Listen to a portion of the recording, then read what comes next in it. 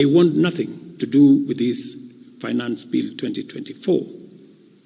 I concede, and therefore I will not sign the 2024 Finance Bill, and it shall subsequently be withdrawn. And I have agreed with these members that that becomes our collective position.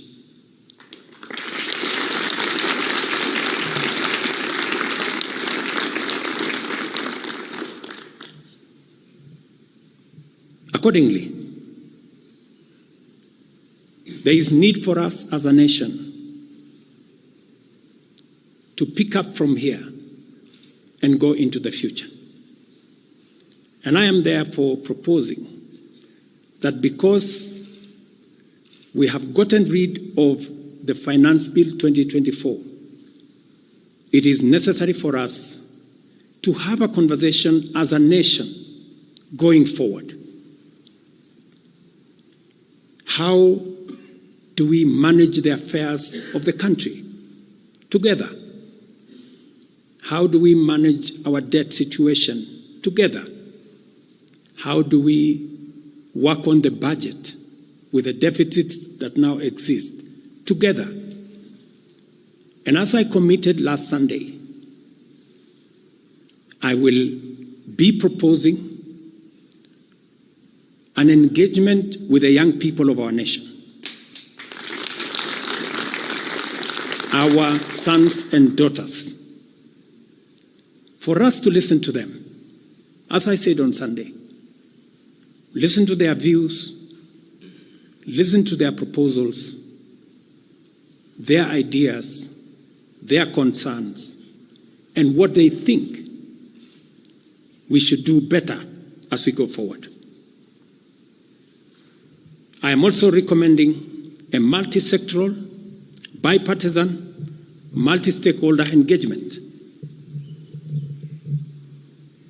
from civil society, religious organizations, professional bodies, for us as a nation to speak to the future of our country, again, together. And this will be on matters that are contained in the bill and matters that the people of Kenya have canvassed in the conversation that has been going on. In this regard as well, I am directing for immediate further austerity measures to reduce expenditure, starting with the Office of the President, the entire presidency, and extending to the entire executive arm of government. Operational expenditure in the presidency be reduced to remove allocations for the confidential fort, reduce travel, hospitality, purchase of motor vehicles, renovations, and other expenditures. This will cover the entire presidency and also the executive arm of government. I also propose that equally, Parliament, the judiciary, and county governments, working with the National Treasury, also undertake budget cuts and austerity to ensure that we do live within our means, respecting the very loud message that is coming from the people of Kenya.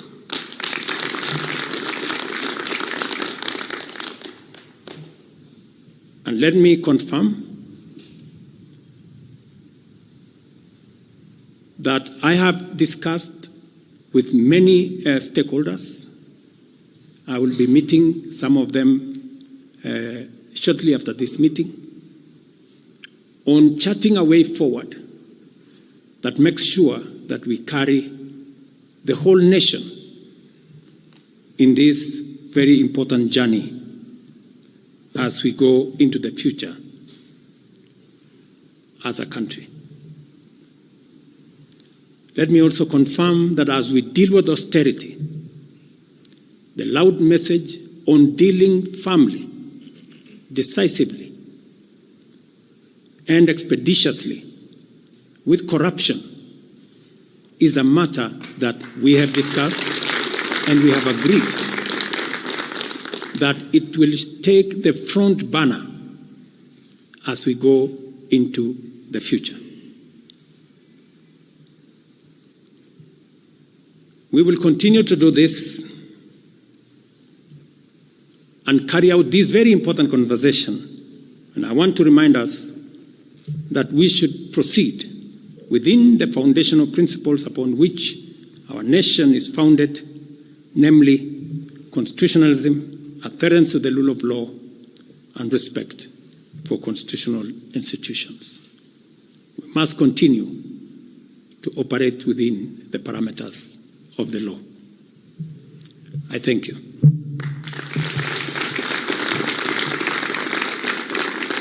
I will take a few questions, 3 questions to be specific. Thank you, Your Excellency. And the first question will start with Elizabeth Mutuku from TV47.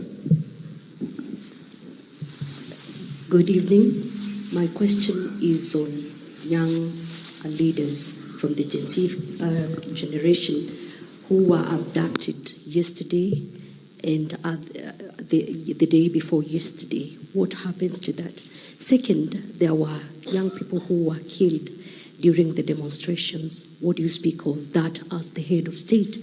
Thirdly, how do we move forward on the budget cuts, especially now that you've said that we're going to have austerity measures, yes, but how then do we secure development? Thank you very much. Please. No, it's okay. So I have said young people, 6 to be exact, 6 people yesterday lost their lives. Very unfortunately, they shouldn't have lost their lives. And I have said it is a very unfortunate situation. I wish that would not have happened. And there is a framework that will make sure that those 6 Kenyans who died yesterday will be accounted for. Number 2, I did promise the country that there will be no extrajudicial killings going forward. And ever since I came into office, there is not one incident of extrajudicial killing. What you said about abduction are statements that were attributed to some of our civil society groups, but all the people they mentioned have since been found in police custody, and those that were already processed were already released. On the matter of development that you have said, minus the finance bill, it means that some of the development programs amounting to 200 billion shillings, we will have to cut down, to delay them. They will have to wait, some of them, for next year. We will try it again. We will try next year to find some money. Some of them we will have to cancel because that's the nature of things. And it is because the people of Kenya have spoken loudly that they want a leaner budget for us as a country. Question number 2. We'll take the next question from Busara, K24. Naam, swali langu la kwanza ni wazi kwamba matumaini ya vijana wa Gen Z na baadhi ya Wakenya kwa wabunge yamepungua kabisa ama hata yamepotea. Kwa hivyo kama rais, unachukua hatua gani kuhakikisha kwamba tunawahusisha vijana katika maamuzi muhimu, hasa katika masuala ambayo yanalenga taifa ama ujenzi wa taifa? Swali lingine, je, utahakikisha vipi uwazi katika mpango wako wa kupunguza matumizi serikalini? Maana yake umesema kwamba kuna austerity measures.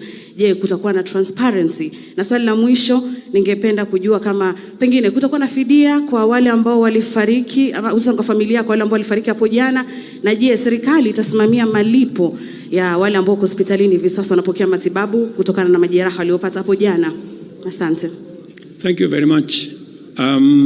About 214 Kenyans were involved in various skirmishes, and many of them went to hospital. 95 of them were treated and released. Some of them, I think one is still in ICU, and others, I think 14, the minister is here, are still in hospital. But majority of them were treated and released yesterday. As I have told you, on those who lost their lives, there will be a mechanism of how they will be accounted for. On the young people whom you have said, how do we listen to them? Let me say the following. Number one, I did make a very clear, determined program to create opportunities for young people to work. It was in our manifesto. It is in my plan. As I talk to you, 3 of the programs are going on. The housing program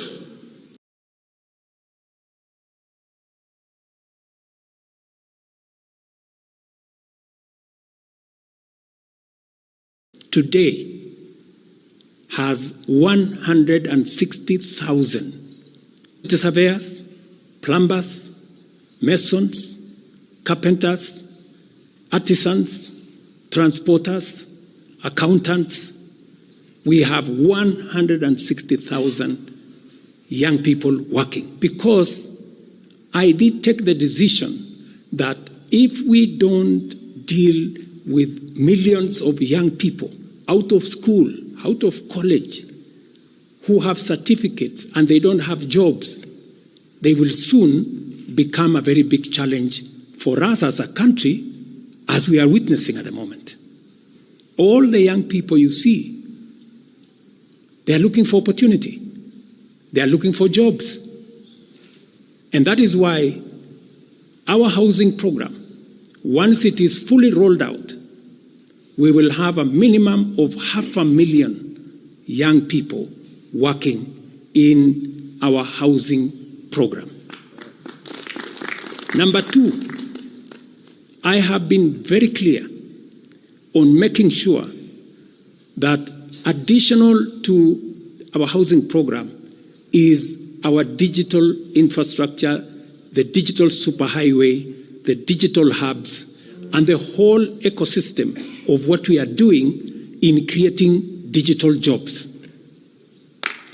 I was in Ruto with Honorable Kingara, he's right there, not more than a month and a half ago, launching a hub that will hire 4,500 young people under CCI. In this budget, we had added 10 billion shillings to CDF for them to be able to construct ICT hubs in each ward in the Republic of Kenya. That would give opportunities for 200 to 300 young people in every ward to access internet, to be trained, to have a hub, and to monetize their digital skills. We will still find another way of implementing this plan, even if we have to cut back on CDF if that is what is going to happen.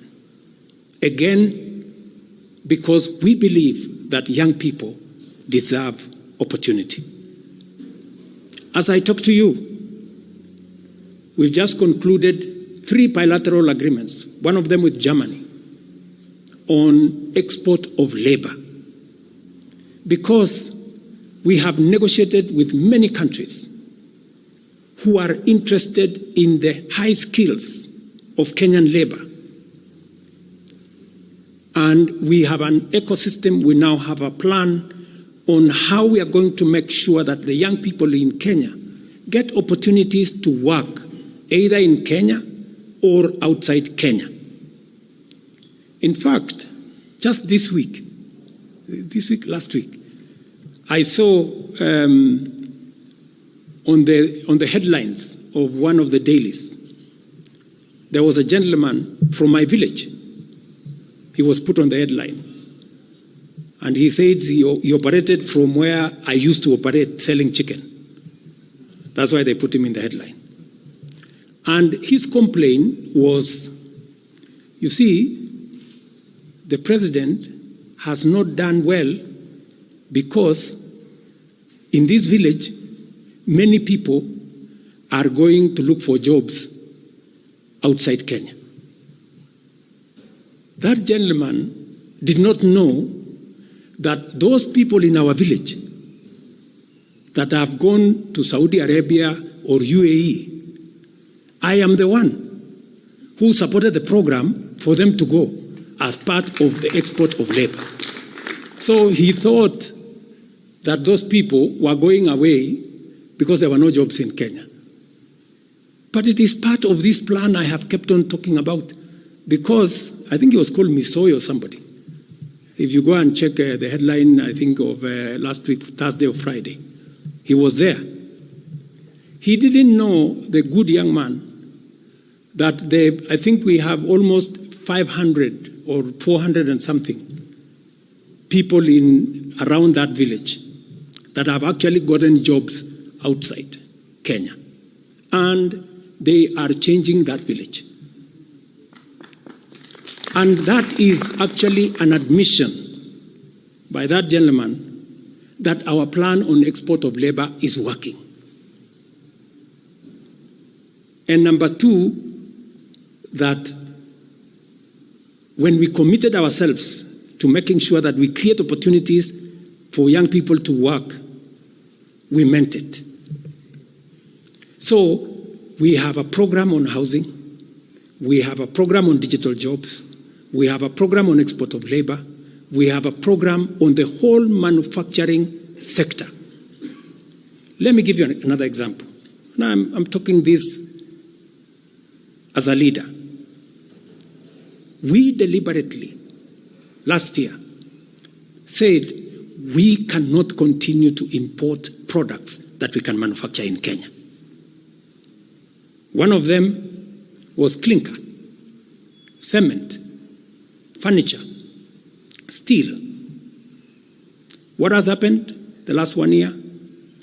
Very many, in fact 5 to be specific, companies have sought licenses in Kenya to do clinker, to do cement. And last year, because of what we did, we reduced the import of clinker by 95%. We saved foreign exchange, we created jobs locally. I was in West Pokot with my Minister for Industrialization. I'm sure the members of West Pokot, they are here. They were there with me in West Pokot, opening a clinker factory that now hires 2,500 young Kenyans, with another almost 2,000 as drivers, support staff, a big market now in West Pokot, expanding manufacturing in Kenya is the right thing. And it is the reason why some of our policy interventions on matters like imported stuff that are being manufactured in Kenya. For example, we have said substandard, low-quality, imported sanitary pads from China and other places. How can they come into Kenya when we have 10 companies in Kenya hiring Kenyan young people? How can they come and compete here? All the products that we are manufacturing locally, we must protect our local industries so that they create jobs locally, so that they create opportunities locally. In this finance bill, you will also see that we have imposed duty on potatoes from Europe. Surely, how can we continue importing potatoes from Europe? And we have farmers right here in Kirinyaga. We have farmers right here in Nyandarua, in Molo, in Timau. How can we justify? How can anybody take offense that we have imposed duty on imported potatoes? We have put duty on imported eggs, on imported onions, because we must protect our local farmers. Every country does that. Every country does that. I was negotiating with the Prime Minister of India because they are imposing duty on our avocados. I was in Korea negotiating with the government of Korea because they are imposing duty on our tea, on our coffee, and on our macadamia, including our avocados. Every country does that to protect their market, unless there is a mutual agreement. So these are amongst the things we are doing to make sure that we grow our local manufacturing, create local jobs, create local wealth. That is how we are going to move forward as a country. We cannot continue to be a supermarket for other people's factories. It is important that we also produce our own products. Our young people can produce products in Kenya which are of high quality, which are of international standard, and we can do that. So I just wanted to clarify this point because it is addressing the young people of our country. And I am looking forward to a conversation with my sons and daughters, the young people of this nation, to explain to them the opportunities that they have, and I want to listen to them. What additionally do they want me to do? What can we do better? And how can we move the country forward together? Thank you very much. Thank you, Excellency. That marks the end of the question session. Thank you very much, Your Excellency.